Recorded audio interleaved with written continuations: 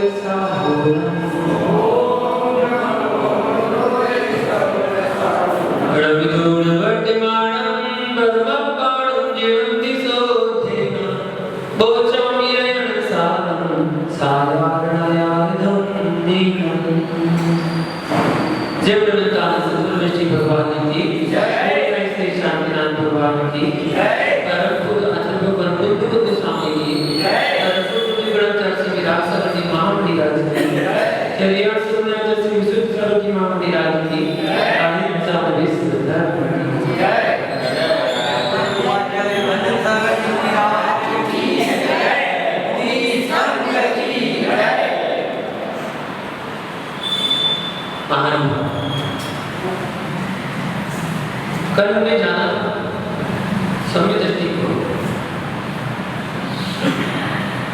समय दृष्टि को कहलाता है जो संसार में रहना नहीं चाहता, और मिथ्या दृष्टि को होता है जो संसार को छोड़ना नहीं चाहता।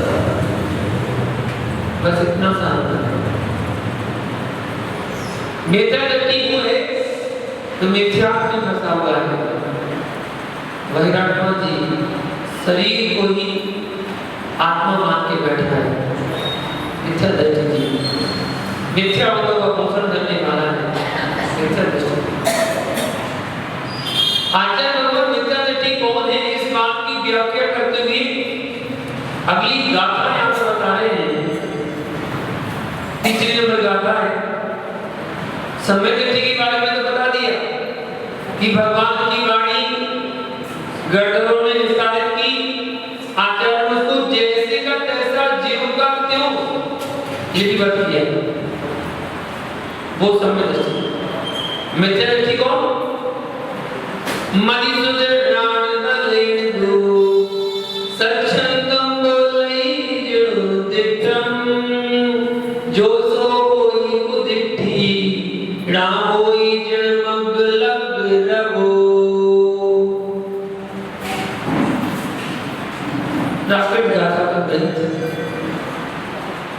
मिथ्या दृष्टि कौन है, इस बात की व्याख्या बता दूं। अक्सर लोग कहते हैं जो जिणोदिठा, जो जीव जिणोदिठा जिनेन्द्र देव के द्वारा कथित तत्व को मति सुध नाण बलेण, मति सुध और नाण बलेण, नाण मतलब ज्ञान, मति मतलब मति ज्ञान, सुध मतलब श्रुत ज्ञान, मति ज्ञान और श्रुत ज्ञान के बल से सच्छंदम, सच्छंदम स्वेच्छानुसार, स्वेच्छानुसार मतलब स्वच्छंद होकर, मनमानी पूर्वक स्वच्छंद बोल रही मतलब बोलता है। सो कुदटी वह मिथ्या दृष्टि कोई मतलब होता है। वह जिन मग लग रहो, जिन मग मतलब जिन मार्ग में, लग मतलब संलग्न, रहो मतलब रहता, जिन मार्ग में संलग्न जीव का वचन ना होई लग नहीं होता है, बस जिन मार्ग में लगा हुआ नहीं है अर्थात वो मिथ्या दृष्टि जीव कहा जाता है। क्या कहते हैं भगवान? जो जीव जिनेन्द्र देव द्वारा कथित वस्तु तत्व को मति श्रुत अपनी मति श्रुत ज्ञान के बल से स्वेच्छानुसार अर्थात स्वच्छंद रूप से बोलता है वह व्यक्ति मिथ्या दृष्टि है। उसका वचन जिन मार्ग में अनुरक्त व्यक्ति का वचन नहीं, वो मिथ्या दृष्टि है। वो मति ज्ञान श्रुत ज्ञान के बल से कुछ भी बोलने को तैयार है। आज सबके पास मति ज्ञान श्रुत ज्ञान ही है, ना अवधि ज्ञान है, ना मनोग्रह ज्ञान है, ना केवल ज्ञान है, कोई ज्ञान नहीं। आज हमारे पास केवल मति ज्ञान श्रुत ज्ञान ही है, आपके पास नहीं, हमारे पास नहीं, और तो और छोटे से छोटे जीव के पास नहीं। ये दोनों ज्ञान पाए जाते हैं, मति ज्ञान और श्रुत ज्ञान। यदि जीव है तो ये दोनों ज्ञान उसके पास है, जीव है तो, क्योंकि दो ज्ञान हर जीव के पास होते हैं, मति ज्ञान और श्रुत ज्ञान। इसलिए आदि भगवान कहते हैं संसार में बड़ा संसार, बहुत बड़ा संसार, उद लोग, मध्य लोग, अध लोग, तीनों लोग जहां मिल जाएं उसको संसार कहते हैं। इस संसार में मिथ्या दृष्टि जीव जो है बहुत अधिक मात्रा में। जो जीव इस संसार में सच्चे देव शास्त्र गुरु पर श्रद्धा नहीं करते हैं, आगम की आज्ञा को नहीं मानते हैं, जिनेन्द्र देव के द्वारा कथित प्रतिपादित, गणधर देवों के द्वारा प्रतिपादित, विस्तारित और आचार्यों द्वारा लिखित तत्वों को नहीं मानता है और मति ज्ञान श्रुत ज्ञान के बल से अपनी इच्छा के अनुसार, स्वेच्छानुसार, स्वच्छंद प्रवृत्ति से मन चाहा कुछ भी बोलता रहता है। मतानुसार, अपने मत के अनुसार ही बड़बड़ाता रहता है, आगम के विपरीत बोलता है, आगम में असत्य का जय बोलता है, आगम समस्त क्रियाओं का लोप करता है। जो आगम में बताई गई है ऐसी क्रियाओं का आगम सम्मत होकर लोप करता है। एक ही शास्त्र की दो बातों में से एक बात को सत्य मानता है और दूसरी बात को असत्य साबित करता है। जो उसे अच्छा लगता है उसको सत्य बताता है और जो उसे अच्छा नहीं लगता है उसको असत्य बताता है। एक ही ग्रंथी दो बातों, एक सत्य और एक असत्य बताता है और आचार्यों के विपरीत चलता है।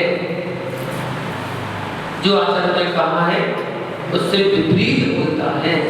जैसे आजकल कुछ लोगों ने समाज में, देश में, लोगों के बीच में भ्रम फैलाया है। क्या भ्रम फैला रखा है? पंचम काल में भावलिंगी मुनिराज नहीं होते। कुछ लोग हैं दूसरे मत वाले, तो उन्होंने भ्रम फैला रखा है कि पंचम काल में भावलिंगी मुनिराज नहीं होते। जो भी हमें सामने नजर आ रहे हैं ये सब द्रवलिंगी मुनिराज हैं। ये सब तो बगले हैं, बगले। हमें तो मानसरोवर में रहते हंस, उनको पाना है। हंस तो मानसरोवर में रहते हैं, कैसा अपने मन के अनुसार बोलते हैं, ये आगम के अनुसार नहीं है। आगम का कथन ये नहीं है। फिर आगम का अनुसार कथन क्या है? पंचम काल के अंत तक सच्चे भावलिंगी मुनि होते रहे। ये आगम का वचन है, ये आगम का वचन है। अब सोचो भैया, जब पंचम काल के अंत तक रहेंगे, लोग इसे स्वीकार नहीं करते, जबकि आगम में अंतिम भावलिंगी का मुनि का नाम तक वर्णित है। जब प्रारंभ में रहेंगे तो अंत तक नहीं होगी क्या? अभी प्रारंभ में क्या अंत तक रहेंगे तो क्या प्रारंभ नहीं होगी? प्रारंभ भी होगी जब अंत तक रहेंगे।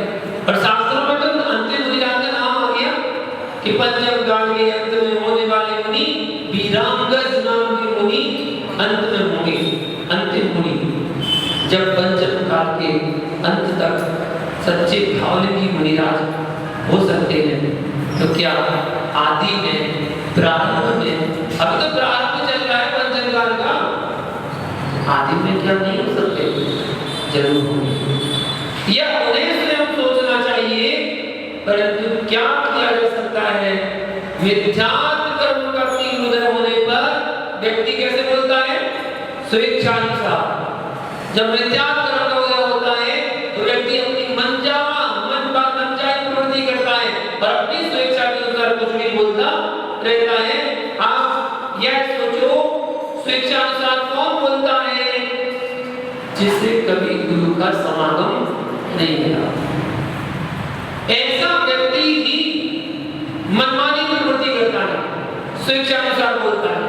जिसे कभी गुरु का समागम नहीं मिला, उसे कभी जिनागम नहीं मिल सकता। जो गुरु को नहीं मानता वो आगम को क्या मानेगा? आगम को लिखने वाला कौन? गुरु ही तो है। भगवान ने तो लिखी नहीं थी आगम को, लिखा तो गुरु ने। तो जो गुरु को नहीं मानता वो आगम को क्या मानेगा? जो आगम को नहीं मानता वो जिनवाणी को नहीं सुनता, पर हमेशा विपरीत बोलता है, झूठ बोलता है, जिसके कारण से वह अपने विपुल कर्मों का बंधन करके, मोक्ष मार्ग का बंद करके, अनेक भाव धारण करके पाप का फल भोगता है। मिथ्यात्व का जो फल भोगता है या वो मन में तो आता, जो मन में आता वो बोलता। ऐसे जीवों को ही जिनागम में मिथ्या दृष्टि का ज्ञान है। ऐसा जीव ही मिथ्या दृष्टि है। मोक्ष मार्ग में से जीव कभी आगम के विपरीत नहीं बोल सकता। आगम में जो लिखा है, जैसा लिखा है, जितना लिखा है उतना ही बोलेगा, उससे विपरीत कभी बोल नहीं सकता। यदि सम्यक दृष्टि है तो मिथ्या दृष्टि है तो कुछ भी बोल देगा। ये कुछ भी वो तो ये भी कह देगा आज भी पंचम काल में मोक्ष हो सकता है। ऐसी बात तो बोल सकता है, क्योंकि उसे तो अपने मन की पुष्टि करना है। यदि किसी के मुख से कुछ निकल जाए और वो जो बात निकली है उसे अपनी बात की पुष्टि करना है और उसको पता भी चल जाए कि मैंने जो बोला है वो गलत बोला है, मैंने जो बोला वो गलत बोला, उसे पता भी चल जाए, तब भी वो अपनी बात की पुष्टि करता है। अब कैसे भी हो, जो बोल दिया सो बोल दिया, अब तो यही सही है। वो अपनी गलती स्वीकार नहीं करेगा कि चलो मुझसे गलती हो गई और मुझसे गलत निकल गया था, इसका अर्थ ये नहीं, इसका अर्थ ये है नहीं। वो अपनी मन की पुष्टि, अपनी बात की पुष्टि करे। देखा नहीं क्या हुआ था? सिंहासन से जरा ऐसी कहानी क्या झूठ बोल दिया था? अजमल मतलब क्या होता है? बकरा होता है, ये बोल दिया था। और जबकि अजमल मतलब क्या पढ़ाया गया था? पुराना धान। पुराना धान उसका अर्थ बताया गया था, लेकिन उनके मुख से निकल गया कि मतलब बकरा होता है। अब उस बात की पुष्टि करने के लिए राजक से बुलवा दिया कि हाँ मतलब बकरा ही होता है। ऐसा बुलवाया तो झूठ बोलने से कहाँ चला गया? नरक चला गया। आगम के विपरीत बोल दिया या मोक्ष मार्ग में स्थित जीव कभी आगम के विपरीत नहीं चलता और ना ही बोलता है। जो आगम के विपक्ष में चलता है या बोलता है वो मोक्ष मार्गी नहीं है, हो ही नहीं सकता। संसार मार्गी होता है वो जीव, संसार भ्रमण करने वाला होता है, संसार में भटकने वाला होता है। मोक्ष मार्गी तो नब्बे खुले शब्दों को बोलता है, कम बोलता है परंतु सत्य बोलता है। क्योंकि मोक्ष मार्ग कैसा है? भव भीरु, पाप भीरु, कर्म भीरु, मिथ्यात्व भीरु होता है। दो मोक्ष मार्गी होता है। जो मोक्ष मार्ग पर चलने वाला होता है वो पाप से डरता है, कर्म से डरता है, अपने भाव से डरता है और मिथ्यात्व से डरता है। कभी हम मिथ्यात्व में ना चले जाएं, कभी हमारा स्वभाव मिथ्यात्व से दूषित ना हो जाए। आदि कारण से आगम का आश्रय लेता है, परंतु मिथ्यात्व कर्म के हृदय से जीव भ्रम बुद्धि वाला बनता है। जैसा कि गोवर्धन साहब दीपकांड ग्रंथ में नैवेद्य विलास में कहा है, मिथ्यंतम वेदतो जीवो विवेये दर्शनो होति पीड़ाया धम्मं रोचेति भूमौरं पुरुषं जहाँ जयदो। क्या कहा? मिथ्यात्व का अनुभव करने वाला जीव विपरीत श्रद्धान वाला होता है। जैसे कि पित्त ज्वर से युक्त जीव को मधुर रस भी रुचिकर नहीं होता है, वैसे ही मिथ्या दृष्टि जीव को यथार्थ धर्म रुचिकर नहीं होता है, अच्छा नहीं लगता। अच्छी अच्छी बातें भी बताओ तो उसको अच्छी नहीं लगती है, जिसको मिथ्यात्व कर्म का उदय होता है। कहते ना बुखार चढ़ा हुआ है और उसको पकवान खिलाओ, पकवान बहुत अच्छे पकवान खाना रुचिकर नहीं लगते, अच्छे नहीं लगते। अच्छी स्वस्थ अवस्था में खिलाओगे तो बहुत अच्छे लगेंगे। अगर वो बीमार है, बीमार अवस्था में उससे कहा जाए कि पकवान खा ले, रुचिकर नहीं लगेंगे उसको। मिथ्यात्व इस जीव का प्रबल शत्रु कहा गया है। प्रबल शत्रु कोई है तो मिथ्यात्व के कारण ही यह जीव संसार चक्र में परिपूर्ण रहता रहता है। मिथ्यात्व के कारण ही भरत चक्रवर्ती का पुत्र और कौन प्रथम तीर्थंकर आदिनाथ का पोता, प्रथम चक्रवर्ती का पुत्र और प्रथम तीर्थंकर आदिनाथ का पोता कौन? मारीची। क्या किया मारीची ने? 363 मिथ्या मत चलाए, मत नहीं मिथ्या मत चलाए। अपने ज्ञान से, अपने क्षयोपम से 363 मिथ्या मत की स्थापना कर दी, जो आज भी चल रहे हैं और आगे भी चलते रहेंगे। पंचम काल है, आगे भी चलता रहेगा। मारीची का जी उसमें पहले स्वयं उलझा और फिर उसने पूरे समस्त संसार को उलझा दिया। स्वयं तो उलझकर सुलझ गए, स्वयं उलझकर सुलझ गए और सुलझे तो अंतिम तीर्थंकर महावीर स्वामी बनकर संसार से मुक्त हो गए, मोक्ष को प्राप्त कर लिया। वो तो सुलझ गए, सबको उलझा गए। मारीची की अवस्था में जिसे सत्य कहता था, जिसका कोई कई वर्षों तक उसने प्रचार किया, परंतु जब मारी जाति की फरियाद से मुक्त होकर के तीर्थंकर उस समय महावीर की अवस्था में उन 363 मिथ्या मतों को असत्य साबित नहीं करता, उसी जीव में चलाए थे। और वही जीव जब महावीर बना तो महावीर बनकर भी उन मिथ्या मतों को समाप्त नहीं कर सकता। ऐसे उनका खंडन किया लेकिन समाप्त नहीं कर सकता। उनकी वाणी में, उनकी दिव्यदेशना में, दिव्य ध्वनि में श्यामलाल होने का सब कुछ निकला और मिथ्या मतों का खंडन भी हुआ, लेकिन उनका समाप्त नहीं कर सकता। चला बजने थे। देखो कर्म का खेल, कैसे कैसे चक्र के बीच जीव फंसकर परिभ्रमण करता रहता है। मानिक के द्वारा स्थापित की गई 363 जो मत है, उनमें क्रियावादी, अक्रियावादी, अज्ञानवादी इन मतों का पोषण किया गया था, जिसका वर्णन आता है असजी सदम क्रियाणम अक्रियाणम च तच्चुरसिद्धि सत्सठी अन्नानि वेणयाणम च वर्ति सा। कौन सा कर्मकांड में नंजन सिद्धार्थ मूर्ति ने 363 मतों का कथन किया है। एक क्रियावादी के 180, अक्रियावादी के 84, अज्ञानवादियों के 67 और विनयवादियों के 32। इस प्रकार कुल मिलाकर 363 मिथ्यावादियों के मिथ्या मत होते हैं, जिसके कारण से जीव जिन मत से विमुख हो जाता है। 363 इन 363 मिथ्या मत का विस्तार वर्णन अंग वर्णति में किया गया है, जो दार्शनिक के विधों में उसमें सविस्तार वर्णन दिया गया है। अनंत काल इस जीव को मिथ्यात्व में व्यतीत हुआ, अनंत काल व्यतीत किया। मिथ्या दृष्टि वैसे तो अनेक प्रकार के होते हैं, परंतु उनमें दो प्रकार के मुख्य रूप से बताए गए हैं। एक तो साधी मिथ्या दृष्टि और दूसरा अनादि मिथ्या दृष्टि।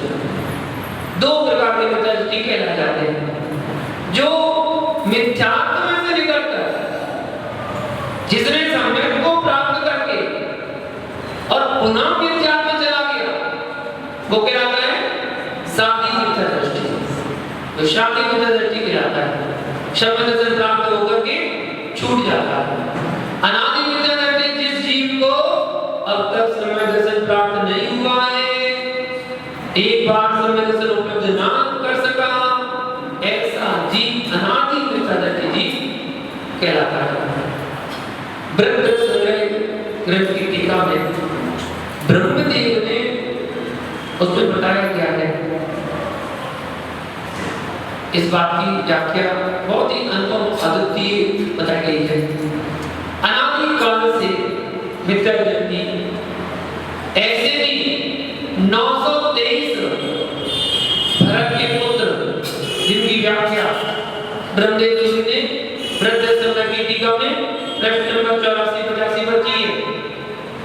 अनादि से मिथ्या दृष्टि जो मिथ्या का उदय चल रहा था, ऐसे मिथ्या दृष्टि जी भरत के पुत्र 923 पुत्र जो कि नित्य निगोध के निवासी थे और नित्य निगोध में कर्मों की निर्जरा होने से क्या किया, सावन की डोकरी होती है, सावन की डोकरी जिसको कहते हैं इंद्रगोप, उसका कीड़ा होता है इंद्रगोप नाम का कीड़ा, ऐसे हुए उन सब के ढेर पर भरत के हाथी ने पैर रख दिया।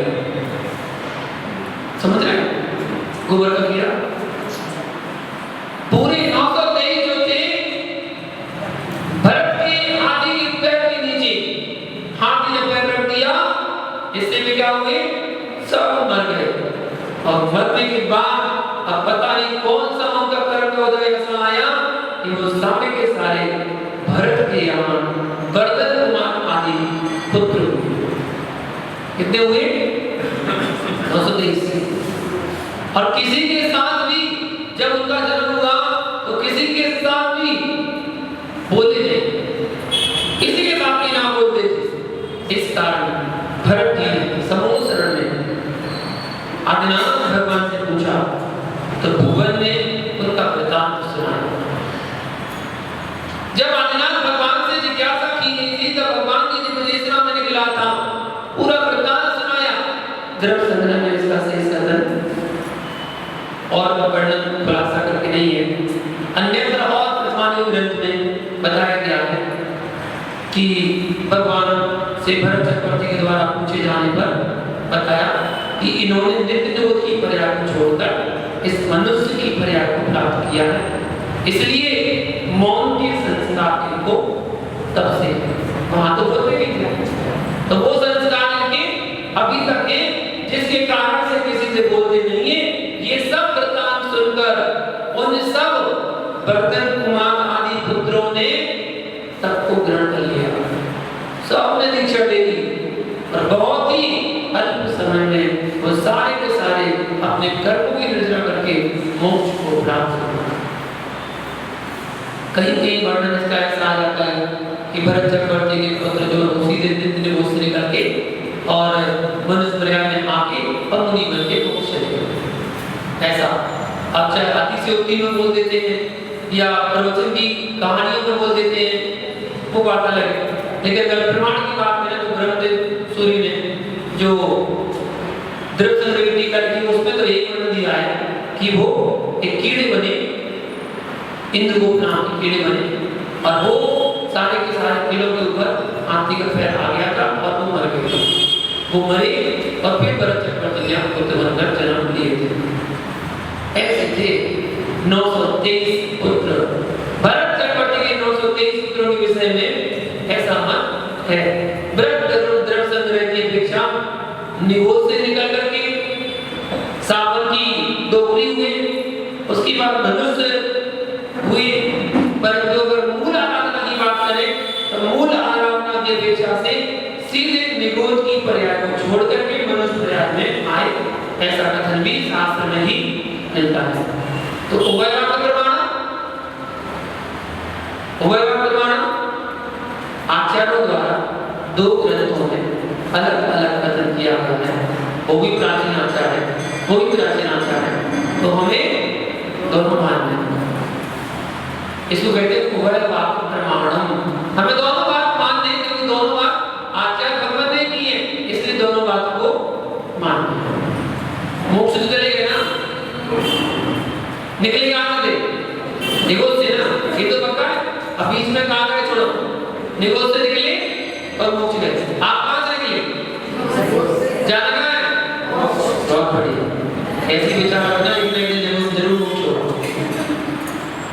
ऐसे विचार रखोगे तो एक ना एक दिन मोक्ष जरूर होगा, वरना ये सोचोगे अरे कहाँ से आए, कहाँ जाना पता नहीं, मैं तो हमने कहाँ से जन्म लिया था, अब कहाँ मर के जाएंगे, हमें क्या पता।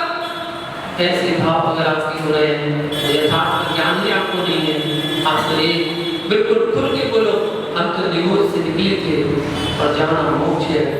बीच के रास्ते के पड़ाव हैं, जिन पड़ाव को पार करते हुए जा रहे हैं, मनुष्य गति, क्रिंच गति, देव गति, नरक गति, ये सब क्या है, ये सब पड़ाव। इन पड़ाव को पार करते हुए जा रहे हैं, बस रास्ता भूल जाते हैं तो फिर घूम फिर के आ जाते हैं। काल चक्र में फंस गए तो फिर घूम फिर के आ जाते हैं। अब काल चक्र से कोई निकल जाए तो पार हो जाए। काल चक्र तो बड़ा खतरनाक है। एक बार हमने काल चक्र बताया ना, पानी का काल चक्र, पानी पानी पानी पानी पानी को आपने पिया, मलमूत्र बन गया, वही पानी जो पिया उसको बाथरूम में जाके छोड़ दिया, वो बहकर नाली में चला गया। नाली से बड़ी नाली में पहुंचा, बड़ी नाली से नहर में पहुंच गया, नहर से नदी में पहुंचा और नदी से समुद्र में पहुंच गया और समुद्र से वास बन के बादलों ने ग्रहण कर लिया और बादलों ने समय आकर बारिश बरसा दी। क्या हुआ, अरे बर्तन रख लिए ऊपर छत पर, बारिश का पानी शुद्ध होता है, भर लो पानी, सबने अपने बर्तन रख दिए बर्तन में कर लिया और फिर से पी लिया, हो गया पांच चक्र पूरा। जहां से उस पानी की यात्रा शुरू हुई थी वही पानी की यात्रा फिर से आ गई और फिर से वही यात्रा फिर से शुरू करेगा। यही है पांच चक्र। एक तो पांच चक्र कर रहे हैं, यहाँ जन्म लिया मनुष्य परिवार में, बड़ी पुण्य की वजह से तो मनुष्य परिवार में जन्म लिया था। पहले निगोद से निकले, एक श्वास में 8-10 बार जन्म मरे मरे दो बार, पढ़ने में कितना अच्छा लगता है, पढ़ने में बहुत अच्छा लगता है। और बड़ी बड़ी तर्ज में पढ़ते एक ही श्वास में 8-10 बार जन्म मरे मरे दो बार, बहुत अच्छा लगता है। एक श्वास में 18 बार जन्म किया, निगोद की प्रयास में छूट कर निकले, कहां पर आ गए? निगोद से निकले तो स्थावर में तो आ जाओ, स्थावर में आ जाओ, पहले तरह से बात नहीं, छलांग मार के आते पहले स्थावर होगा, फिर त्रस में आए, त्रस होगा, त्रिदेवी के दुखों को होगा, नरक में चले गए, नरक से जैसे जैसे निकले कोई उधर आ गया, मनुष्य में आ गए, और मनुष्य में आके भोगों को भोग रहे हैं, सब कुछ भूलकर देव प्रयाग में चले गए। चलो थोड़ा सा सबका भाग धारण किया, देव में आ गए, अब देवों को भोगों को भोगा, अब वो छूट रहे हैं, दुख हो रहा है। कहां जन्म हो गया? एक इंद्रिय बाप ने जन्म लेके दी, स्थावर में जन्म लेके, अब यहाँ पर भोग, फिर यहाँ कर्म किए नहीं, खाली फल होगा, और जो कर्म किया जैसे भाव बनाए, ये वहां से नहीं गया, फिर संसार भटक रहा है। मनुष्य पर्याय छूटने के लिए छूट जाओ। ऐसे बहुत से जीव हैं जिन्होंने निगोद की पर्याय को ही छोड़ा, जैसे कि गौड़ साहब जी कांड में कहा गया है, अति अनंता जीवा जेहि मृणापत्तो तसान परिणामो भाव कलंक सुभौभाव निगोद वासम न मुञ्चन्ति। ऐसे अनंत जीव हैं जिन्होंने आज तक रस पर्याय को प्राप्त नहीं किया, उनके भाव कलंक प्रचुर हैं, इसलिए वे निगोद वास, इतने भी जीव निगोद में है, सब क्या है? मिथ्या दृष्टि, कोई सम्यक दृष्टि नहीं। एक इंद्रिय से लेकर असंगी पंचेंद्रिय जीव तक सब क्या होते हैं? मिथ्या दृष्टि। एक इंद्रिय, दो इंद्रिय, तीन इंद्रिय, चार इंद्रिय और असंगी पंचेंद्रिय, ये सारे के सारे जीव नियम से मिथ्या दृष्टि ही होते हैं। संगी पंचेंद्रिय दोनों प्रकार के जीव होते हैं, सम्यक दृष्टि भी और मिथ्या दृष्टि भी। तथा कौन होते हैं संगी? संगी कौन होते हैं? देव गति के जीव, नर गति के जीव और मनुष्य गति के जीव, ये तीनों गति के जीव नियम से पंचेंद्रिय ही होते हैं और नियम से संगी ही होते हैं। तीनों गति के जीव संगी पंचेंद्रिय, इनमें कोई भेद नहीं होता है, ये सब संगी पंचेंद्रिय है। कोई कोई हो जाता हो, बढ़ जाता हो, बेटी कोई कोई ऐसा होता है, घट जाता हो। अरे किसी की जन्म से दोनों आंखें नहीं है तो कितनी इंद्रिय है? क्यों दोनों आंखें नहीं है? गरीब बात नहीं है। अरे दिखते ही नहीं है, दोनों कान खराब है, बताओ भाई, दोनों आंखें नहीं है, कितनी इंद्रिय है? कैसे दिखता तो नहीं है? ज्ञानी लोग हैं, इन्हें विचलित नहीं कर सकते, नियम से।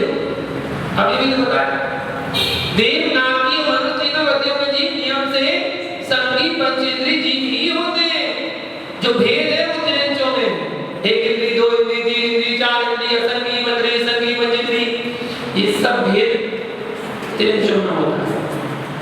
तो पंचेंद्रिय दोनों प्रकार के होते हैं, सम्यक दृष्टि और मिथ्या दृष्टि।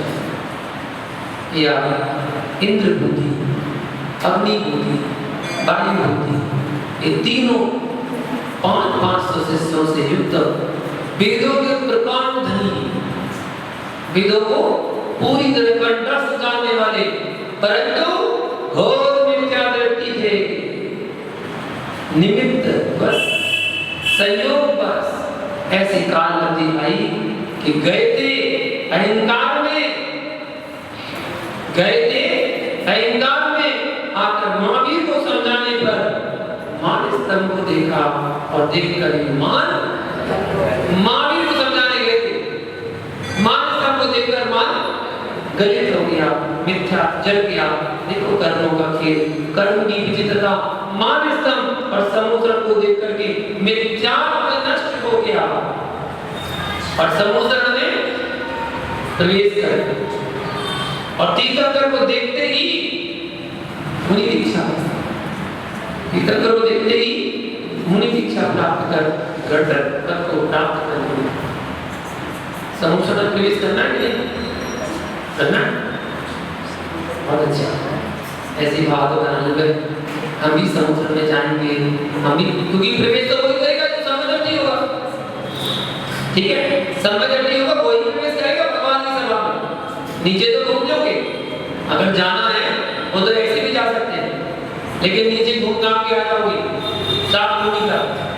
हमें तो 8वीं भूमि में जाना है जहाँ पर 12 सभाएं लगी है, 4 देवों की, 4 देवियों की, एक मनुष्य की, एक कालिका की, एक मुनि की, त्रिंज की, 12 सभाओं में सभी जीव भगवान की वाणी सुन रहे हैं। उस सभा में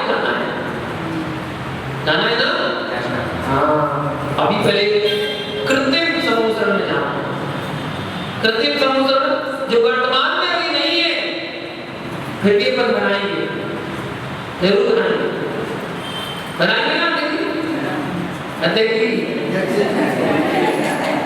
समुद्र बनाएंगे, बिल्कुल बनाएंगे, 10 लाख में बनाएंगे समुद्र।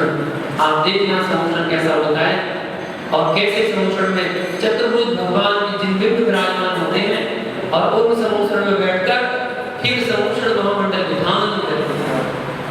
जैसे इंद्र जब विधान किया वैसे ही, और उसमें एक चीज और कुछ नया देखने मिलेगा आपको, क्या मिलेगा वो कभी दिखाएंगे। कुछ नया से नया होना चाहिए जो आपने अपने जीवन में भी देखा होगा अभी तक, वो आपको उस समुद्र विधान में आपको देखने मिलेगा। तो जरूर देखना और जरूर अपनी दूसरी पूजा जरूर कर लेना। तीसरी पूजा नित्य पूजा, इंद्रदेव पूजा, अब तीसरी पूजा समुद्र पूजा करेंगे। या परम सत्य यह है कि जब मन मिथ्यात्व होता है तब समुद्र को देखता है और मिथ्यात्व नष्ट हो जाता है, परंतु जब तीव्र मिथ्यात्व का उदय होता है तब तीर्थंकर को भी देख करके नष्ट नहीं होता। जब तीव्र मिथ्यात्व का उदय होता है तो साक्षात तीर्थंकर क्यों ना आ जाए, मिथ्यात्व नष्ट नहीं होता। दूसरी बात यह भी है, मिथ्या दृष्टि तीर्थंकर भगवान के दर्शन करने की भावना नहीं करता। तीव्र मिथ्या दृष्टि होगा वो भगवान के दर्शन करने की भावना भी नहीं रखता है कि मैं भगवान के दर्शन करूं। तीव्र मिथ्यात्व में जीव अंधा हो जाता है और फिर जिन देव दिगंबर मुनि और जिन धर्म में रुचि नहीं रहती है, रुचि नहीं रहती है, रुचि मिथ्या दृष्टि जीव समुद्र में नहीं जा सकता, ऐसा आगम का वचन है। मिथ्या दृष्टि हमेशा मिथ्यात्व की बुद्धि करता रहता है और पाप की किस्त पूरी करता रहता है, पाप की किस्त भरता रहता है, दुख में जीता है और दुख में मरता है, क्योंकि मिथ्यात्व सदा कष्टदायी होता है। मूल आराधना में मिथ्या दृष्टि का स्वरूप बताया गया है। कैसा पता है, समझ लेना और कभी शंका मत करना। पद्मखरम च एकम जोड़ा रोचेति सुंदरी दिठम सुशेषा रोचंतो बिरु मिथ्यादृष्टि गुणे यब्बा। प्राकृत ग्रंथ हमारे आचार्यों ने प्रचुर मात्रा में लिखे हैं। मूल आराधना की गाथा है जिसमें बताया गया कि जो जीव, जो प्राणी एक पद या एक अक्षर का श्रद्धा नहीं रखता, एक पद या एक अक्षर का श्रद्धान नहीं रखता, शेष संपूर्ण जिनागम पूरा द्वादशांग पर श्रद्धान करता है,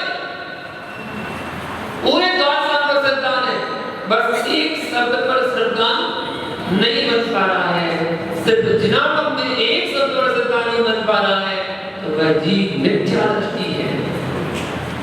मूल आराधना ग्रंथ में कहा है। और बड़ी बात है, पूरे द्वादशांग पर श्रद्धान सब कुछ है, बस एक शब्द पर श्रद्धान नहीं बन पा रहा, सोई मिथ्या दृष्टि है। एक शब्द भी नहीं छोड़ देना, जो लिखा जैसा लिखा हमें श्रद्धा है, अटूट श्रद्धा है। हमें समझ में नहीं आ रहा कोई बात नहीं, लेकिन लिखा जो है वो तो सत्य है। हमारा छह उत्सव नहीं है, हमारा छह उत्सव कमजोर है, इसलिए समझ में नहीं आ पा रहा, लेकिन जो लिखा है वो सत्य लिखा है। मान लो एक शब्द कौन सा, स्वर्ग, उदाहरण के लिए लगा लो स्वर्ग, एक शब्द स्वर्ग आ गया, स्वर्ग किसने देखे स्वर्ग? नरेश जी तुमने देखे? नहीं देखे? ऐसी बात है, कितनी बात हो गया, सुना है ज्ञानी अम्मा की गिरी सुना है, पढ़ा है, बस देखा नहीं है, गए होंगे नहीं, गए थे,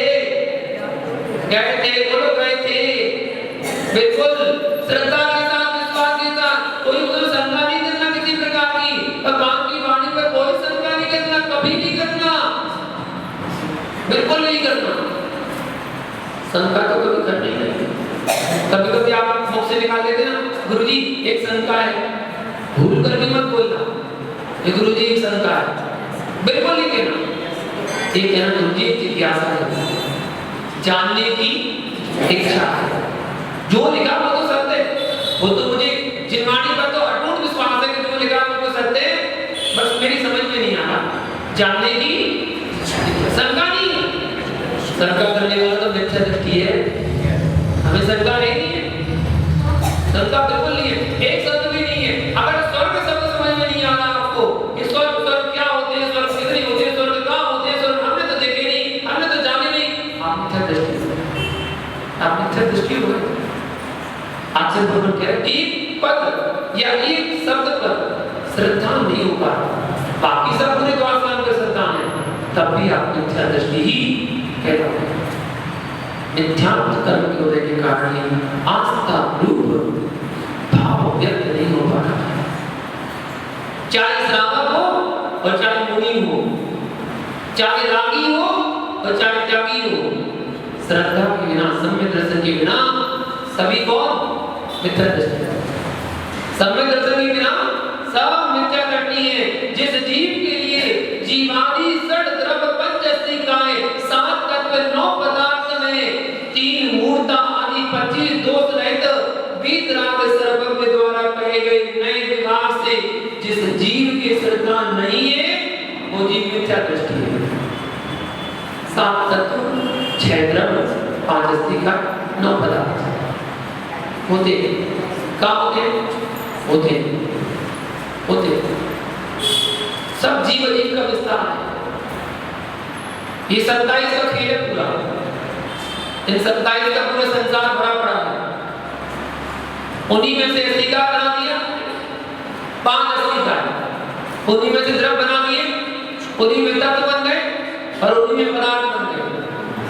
खेल किसका है? 2 का, जीव और अजीव, बस। इसलिए तो पूज्य बाबा स्वामी ने कहा अष्टोपदेश में, जीवोन्या पुद्गलाश्चात्म्य, बस इतनी से तो समझ लो आप, जीव अन्य और पुद्गल अन्य, शरीर अलग है और आत्मा अलग। इतना अगर भान हो गया और इसमें उतर गए ना, केवल ज्ञान की प्राप्ति हो जाएगी। सिद्ध बुद्धि मुनि राज को केवल ज्ञान हो गया था, नमोकार मंत्र याद नहीं होता था। सोचो जिस जीव को जो मुनि बन गए और मुनि बनने के बाद 12 वर्षों तक नमोकार मंत्र को याद नहीं कर पाए, कैसा क्षेत्र रहा होगा उनका। 12 साल लग गए तब भी उन्हें नमोकार मंत्र याद नहीं हुआ। तब गुरुजी ने बोला तो इस सूत्र को याद कर लो। क्या अर्थ है इसका? दान अलग है, छिलका अलग है, ऐसे ही शरीर अलग है, आत्मा अलग है। एक तो वेद विज्ञान करना है, ठीक है। बस वो मुनिराज आप चले आपको जा रहे थे, ये मंत्र भी भूल गए। तस्मात् जन्म ऐसा छयोत्सव आपका तो बहुत अच्छा है, आप लोग मत करा करो, हमें याद नहीं होता, हमें याद नहीं होता, हम पढ़ते तो है। अरे वो उससे तो अच्छे हो, उनको तो नमो का मत याद नहीं होता, आपको तो याद है। फिर उन्होंने भेद विज्ञान में उतर गए। तो श्वास लेना वहां करने जा रहे थे, भूल गए। एक महिला मुंह की दांत हो रही थी, मुनिराज ने पूछ लिया, माँ जी क्या कर रही हो? बोले तो श्वास लेना ओ दांत अलग कर रहे, छिलका अलग कर रहे, यही तो मुनिराज हमारे गुरुजी ने कहा था। और तुरंत जंगल में गए, साधना में तल्लीन हो गए। शरीर अलग है, आत्मा अलग है, शरीर अलग है, आत्मा अलग है। ऐसे तल्लीन हुए केवल ज्ञान की प्राप्ति हो गई। जिन गुरु ने नमोकार का ध्यान करने दिया था ना, वो गुरु उनकी गर्भगुड़ी में आ गए, भगवत धर्म का उपदेश दीजिए। केवल ज्ञान हो गए, भेद विज्ञान सब इसी का भेद है। जीव जीव अन्य उद्गल अन्य, इसका खेल है। सब द्रव्य तत्व पदार्थ पंचाती का सब इसी का भेद है। आध्यात्म की अपेक्षा से पर द्रव्य में रमता साधु मिथ्या दृष्टि है। आध्यात्म परिभाषा में यदि पर द्रव्य में रम रहा है साधु तो वो मिथ्या दृष्टि है। निज में ही लीन होना है। पर द्रव्य निज से हटकर जो भी द्रव्य है वो सब पर द्रव्य कहलाता है। ये मेरी पिछी, ये मेरा कमंडल, उसी में ही रंग है, उसी में रंग है। कमंडल को चमका जा रहा है, चमका जा रहा है, घिस घिस के रगड़ रगड़ के चमका रहे हैं। पिछी को बहुत ध्यान ध्यान से समान समान के रख रहे हैं।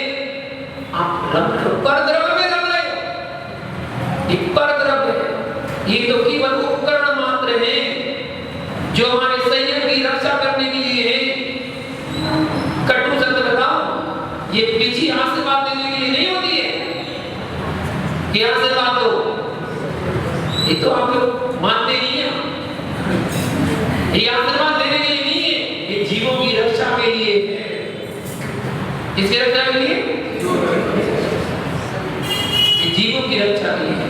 क्षत्रार्थम चामरार्थम च रक्षार्थम सर्वदेहिनां यंत्र मंत्र प्रसिद्ध्यर्थम पंचेते पिछी लक्षणम। पिछी के 5 लक्षण होते हैं। पहला, छत्र का काम करती है।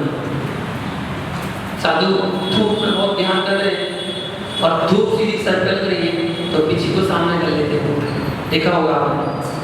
धूप से बच गए। छत्र का काम कर रही है। चामरार्थम चमर का काम करती है।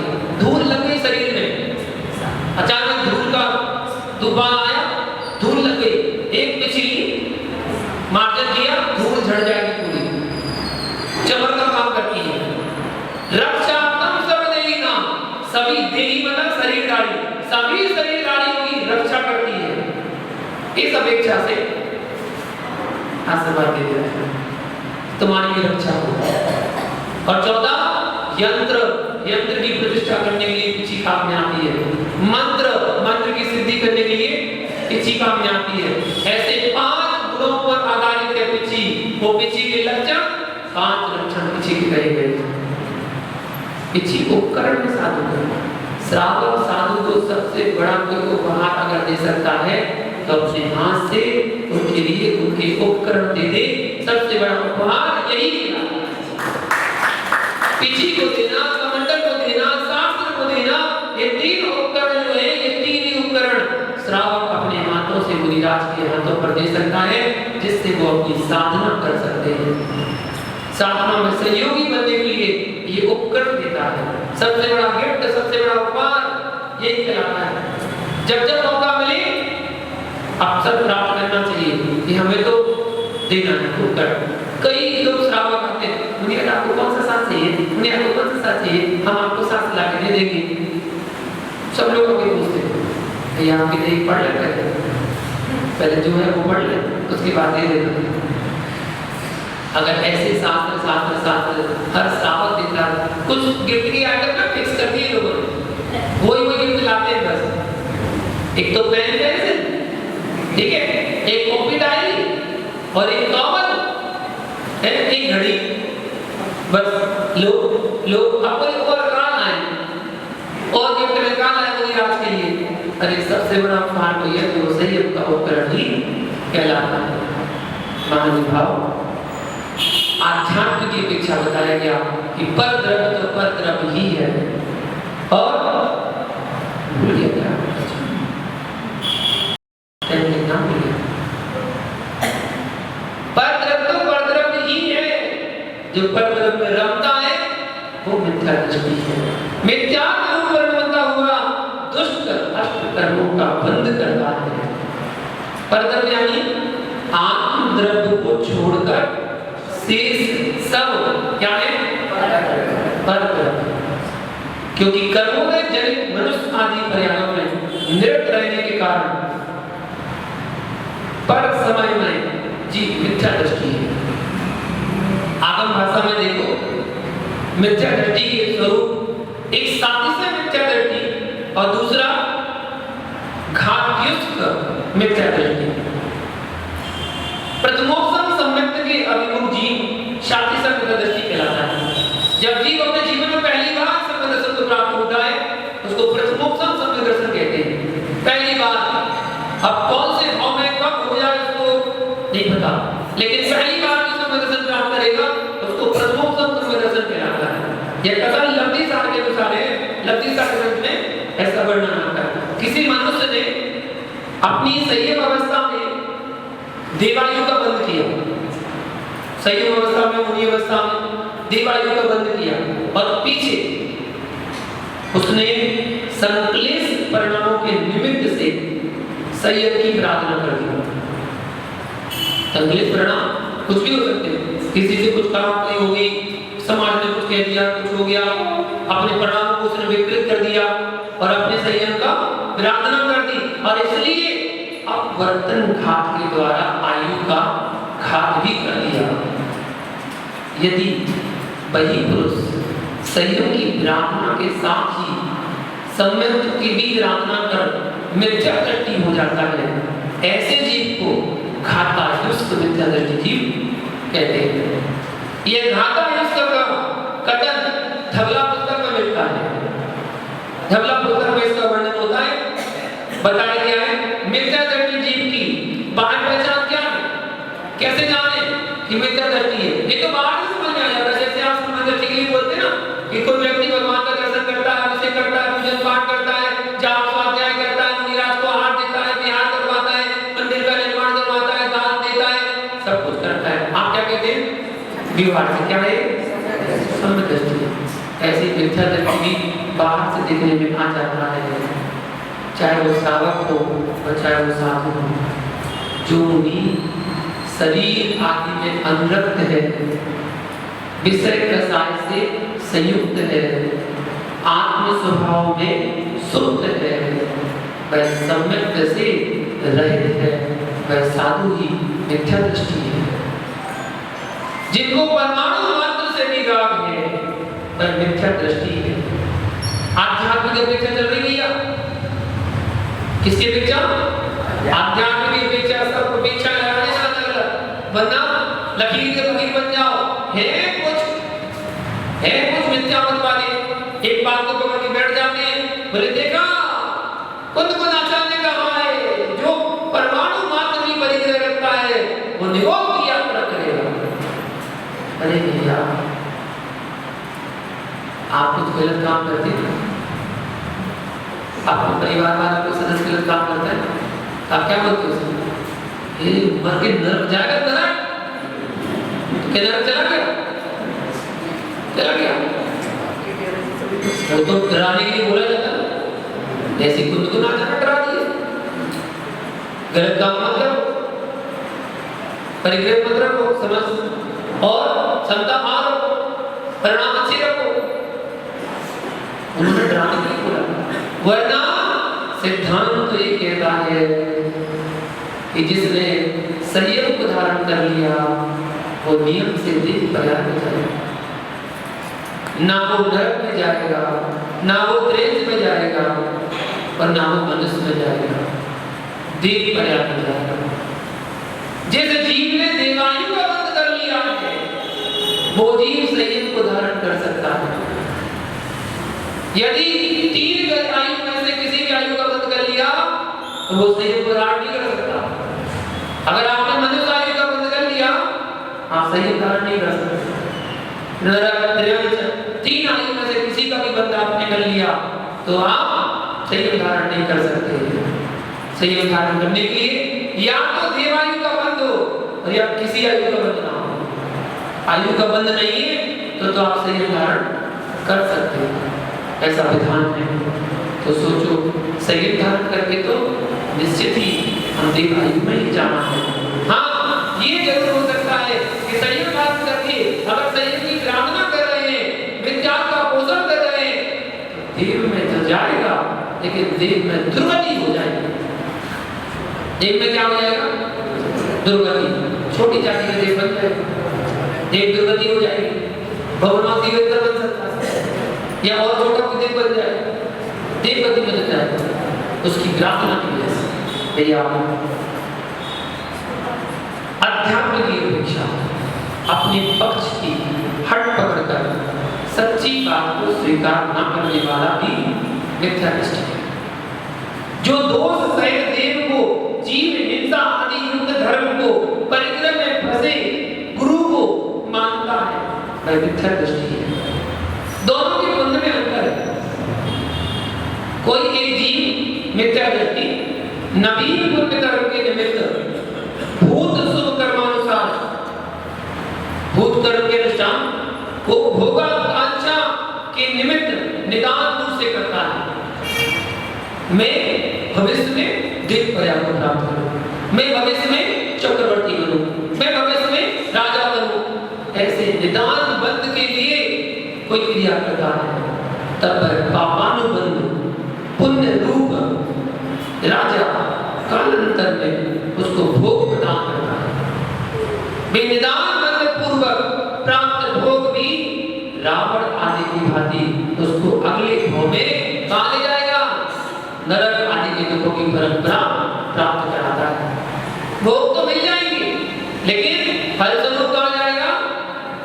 नरक में जाएगा।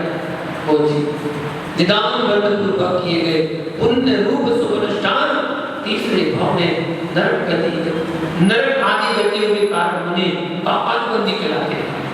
क्या? देखिए, जो जीव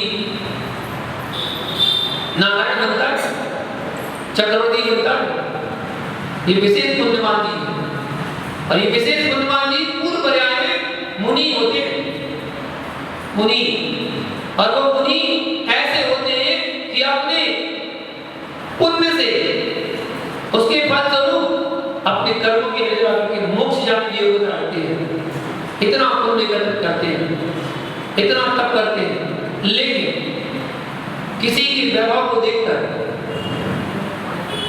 भाव बना लेते हैं, ऐसा वैभव मुझे भी मिले, मैंने इतनी तप साधना की है, इसका फल मुझे मिले तो मैं भी चक्रवर्ती बनूं। बस वही कहलाता है निदान। वो निदान मांग लेता है और अगले भाव में चक्रवर्ती और न कहे नारायण प्रतिनारायण बनकर जन्म ले लेता है। ऐसा जीव निदान बंध की स्वरूप ऐसे वैभव को प्राप्त करता है। कोई सम्यक जीव निर्विकल्प समाधि का अभाव होने के कारण असत्य अनुष्ठान रूप विषय रसाय से वंचना, यद्यपि व्रत शील दान पूजा की शुभ कर्म अनुष्ठान करता है, परंतु मिथ्या दृष्टि की भांति क्या करता है? भोग आकांक्षा, भोग आकांक्षा रूप निदान बंध से उसका सेवन नहीं करता है, उसका वह कर्म पुण्यानुबंधी है। भगवान कर्म जिसके अद्भुत रूप से उदय होने पर वह सम्यक दृष्टि पूर्व भाव में भावित वेद विज्ञान की वासना के बल से भोगों की आकांक्षा रूप निदान या रागादि परिणाम नहीं करता है। जैसे कि भरतेश्वर आदि थे। भरत क्या थे? पूर्व पर्याय में याद है वो घटना शास्त्र में पढ़ी हुई। दो मुनिराज आहार चर्या को आए, 4 नीतिदानी मुनिराज, राजा वज्रजंग और पत्नी श्रीमती आहार देने के तत्पर 4 जानवर वहीं बैठ गए। कौन? सांप, न्योला, सुकर, बंदर और शेर, 4 जानवर वहां पर बैठ गए।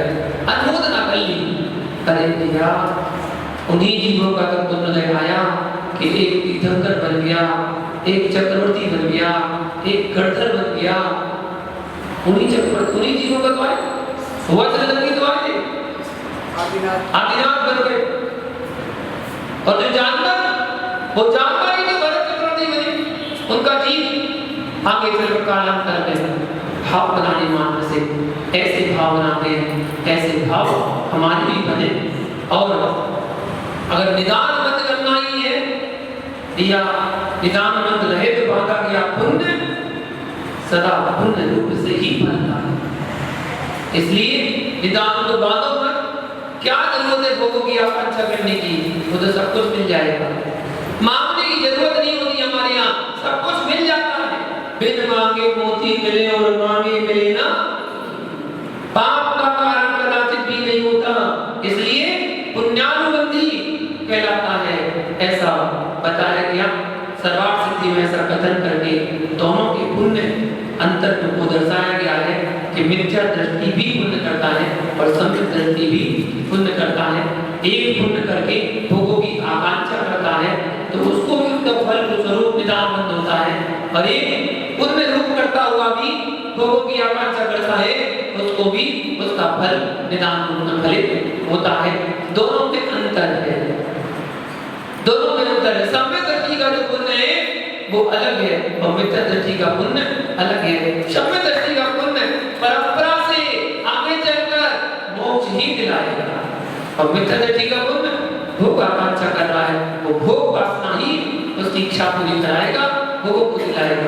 तो हम मिथ्या को छोड़कर सम्यक को प्राप्त करें, मिथ्या दृष्टि को छोड़कर